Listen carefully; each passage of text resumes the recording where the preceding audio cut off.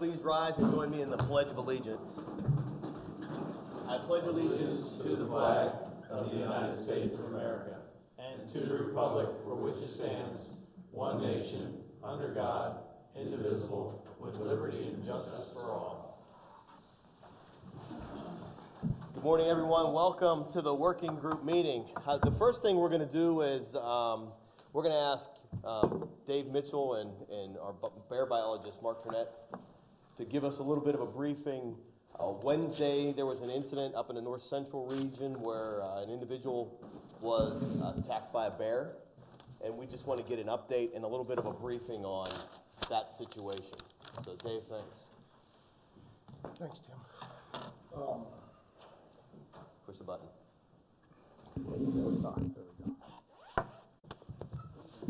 So, Wednesday evening, I believe it was just before 7 o'clock, we received a call in at the North Central office about a woman that had been attacked and mauled by a bear. Supervisor Carlini responded to the office, and we were able to call out State Game Warden Krebs and Deputy State Game Warden Schoonmaker. So they responded to the scene. It was eastern Lycoming County. Literally, the woman was attacked in Lycoming County, and the bear drug her into Northumberland County. So I'm not exactly sure why Dan wasn't called, but we started with us. So it was right there on that line. And it was an area that's kind of like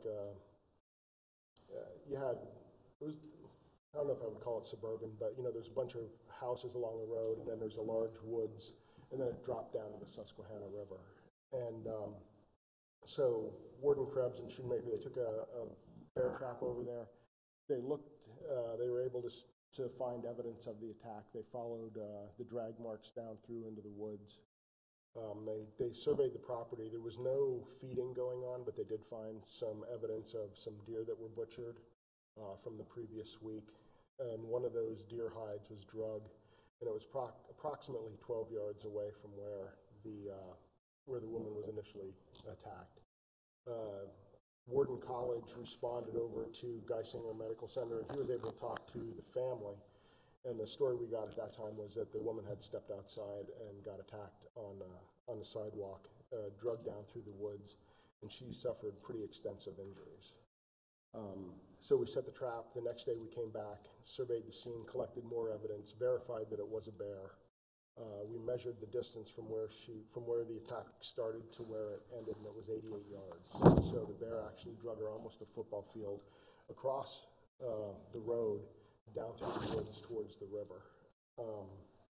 So we set another trap because at that time we found out from a neighbor that about a half hour before she was attacked, a sow with 4 cubs was spotted in the area. So we set a second bear trap, and we were able to call some bear dogs from a local individual owned them. He was down in West Virginia bear hunting. So he was willing to come up and bring his dogs up. So then Friday morning they went out. They put the dogs on a scent right where the attack occurred, and within 200 yards they jumped the bear that was down there on that river face. The bear stayed in one small area for quite a bit of time. It actually fought with the dogs. One dog got bit up and knocked into the river off the cliff face. Eventually the bear left that area, went about 900 yards, and bayed on a really steep cliff. It was so steep that the dogs were on top and on the bottom, and they couldn't get into where it was. So we decided at that point it was later in the afternoon, so the officers left with the idea that if overnight the bear may come out of that area and go into a more accessible area. That evening, Warden Wyant, whose district this occurred in, spent about 4 hours. He went all up and down the road where the attack occurred. He handed out we have a pamphlet, Living with Bears, talks about, not feeding, how feeding bears is illegal. He talked to them about making sure even their bird feeders were cleaned up because this happening. We didn't want any other food sources in that area keeping the bear around there. So then Saturday morning they were able to jump the bear within about 40 yards of where they left it the night before. Went back into that laurel area. We had officers all around it. Bear button hooked back, went down, jumped in the river, swam the river. So they called the dogs off because on the other side of the river there's a bunch of highways, and we didn't want the dogs to get hit. And that pretty much ended the chase for the bear. So we have some traps set, but probably going to discontinue trapping tomorrow. That'll have been a week. And at this point, we're not really sure. We felt very confident that that was the bear that we were running with the dogs, but since it swam the river, we're not sure what bear we would end up with now. Were there cubs with that bear? The information that we got on Friday morning, Deputy Shoemaker was up and he talked to the husband about getting the deer parts cleaned up. And at that time, he said that there were cubs there, that the dog ran out. The cubs were in the yard, and then the victim got attacked shortly thereafter. So we had conflicting reports. Initially, there were no cubs. Then we were told that there were cubs. So that's pretty much, we haven't been able to talk to the victim yet. So all the information we're getting has been secondhand. Well, wouldn't the cubs have been with this bear that you were chasing then? I mean, We never saw the bear. They had the they dog. never saw it. They never said it was too thick. It was real thick laurel. It's real steep. Like I said, the one dog got bit up by the bear. We had people who heard it, you know, breaking sticks and stuff, but they were not able to actually. If we would have seen it, we would have shot it. But I've never hunted bears with dogs. I kind of thought it was going to be a pretty easy thing, but apparently bears are very good at surviving, even when you're chasing them with dogs. So it didn't quite go the way I was hoping that, that it would have. So that's where we are right now. Like I said, we're probably going to leave the traps out there for maybe another day or two and then pull them. Nothing else, the bear's been severely harassed, and I think Mark will speak a little bit more about the behavior of the bear. But if you have any questions about how we handled it, the one thing that I would like to say is our wardens did a really good job. Officer Krebs and Deputy Shoemaker, they were there dealing with the neighbors who were very, worked up and upset that first evening, and even the second day when they went back to finish their investigation.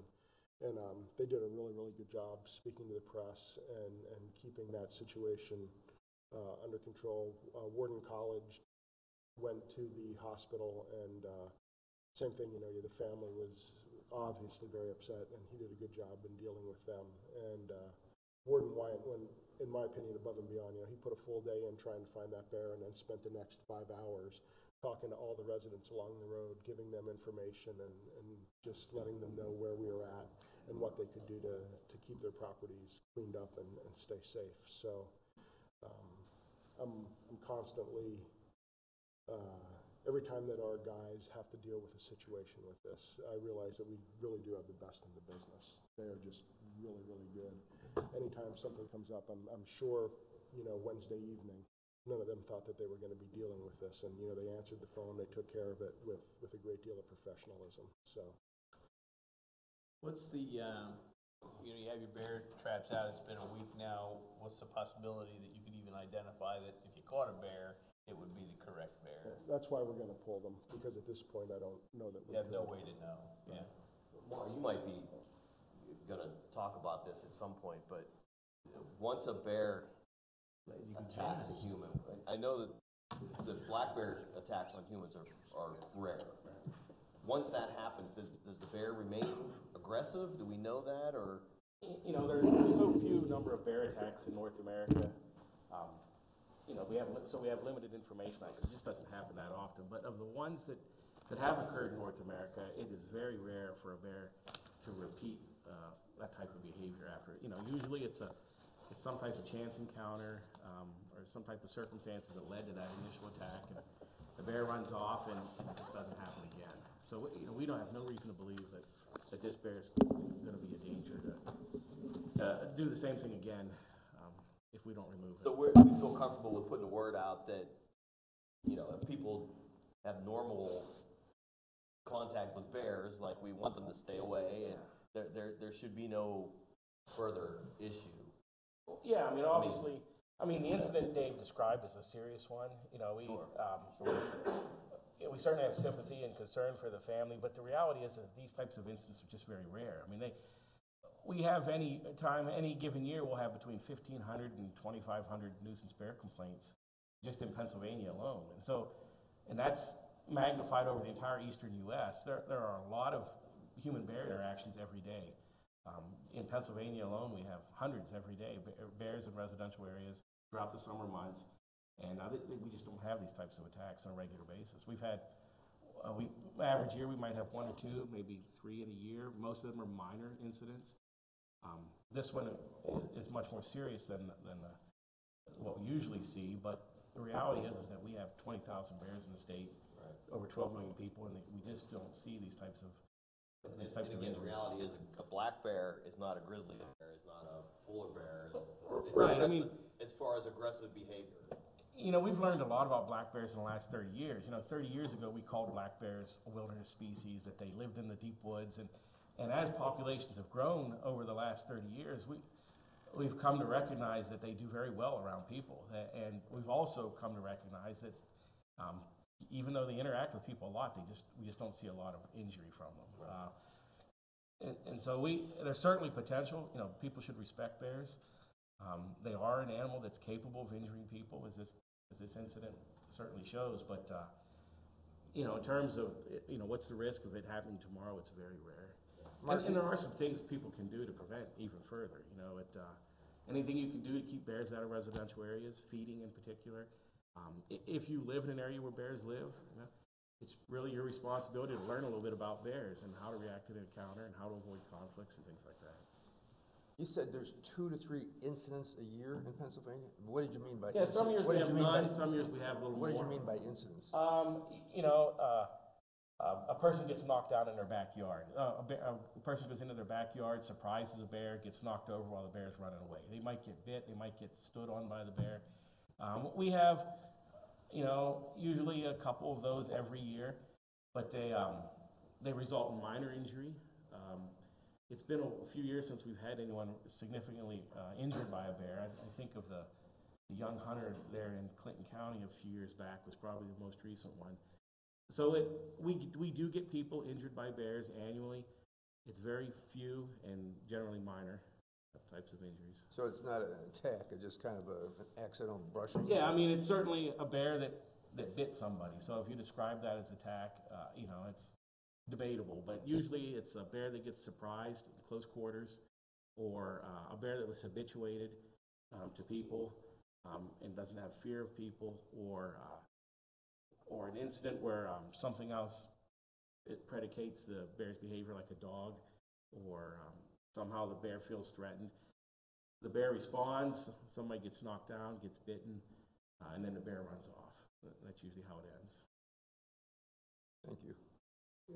If those cubs are still at the original site, what's the likelihood that bear will come back to that site?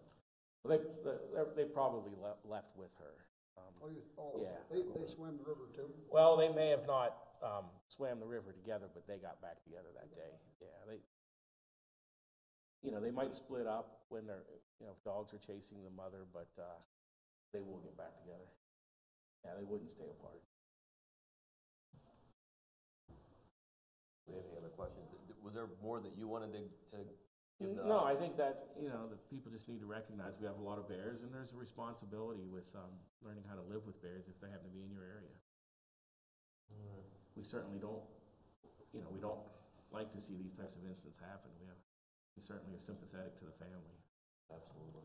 So the message that we can put out is that this bear is not likely to attack someone else. Yes. It's not a predator or, rogue bear, whatever you want to call it.